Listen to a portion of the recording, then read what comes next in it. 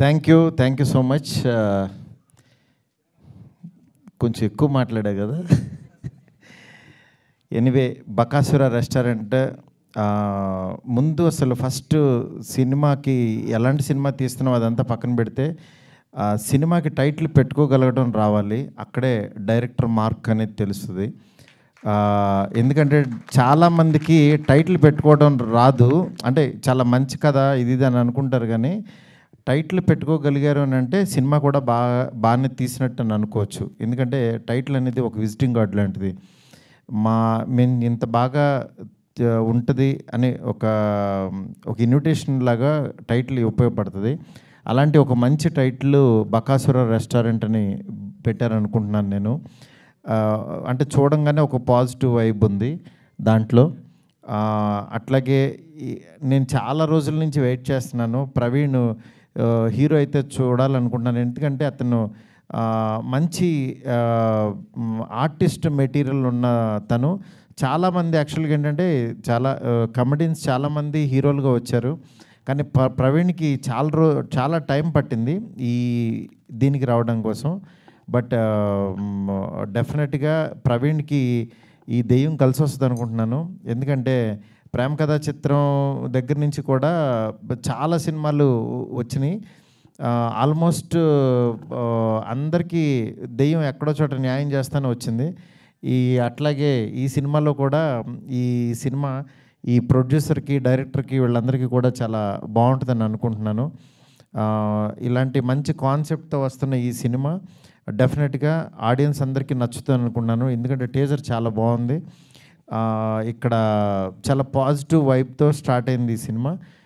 డెఫినెట్గా ఈ cinema team అందరికీ మంచి జరుగుతుందని, పెద్ద హిట్ అవ్వాలని చెప్పి కోరుకుంటున్నాను. Thank you so much. నా చేతుల ద్వారా ఈ సినిమాని లాంచ్ చేసినందుకు thank you so much. Sir, ఒక చిన్న కోరిక మాకు యాజ్ అ ఫ్యాన్గా. సో మీరేం అప్డేట్ ఇవ్వలేదు సార్ రాజా సాబ్ గురించి. మేమందరం వెయిట్ చేస్తున్నాము. ఏదైనా చిన్న మెనూలో నేను ఇస్తానని అడిగారా మీరు? నేను ఏదైతే ఫుడ్ తీసుకొస్తాను అన్నానో అలా తీసుకొచ్చాను. మీరు ఒక చిన్న అప్డేట్ ఇస్తే మీ ఫ్యాన్స్ అందరూ హ్యాపీ ఫీల్ అవుతారు. యాజ్ అ ఫ్యాన్గా నేను కూడా హ్యాపీ ఫీల్ అవుతాను. ఇస్తానండి, డెఫినెట్గా ఇస్తాను. తమ్ముడుదా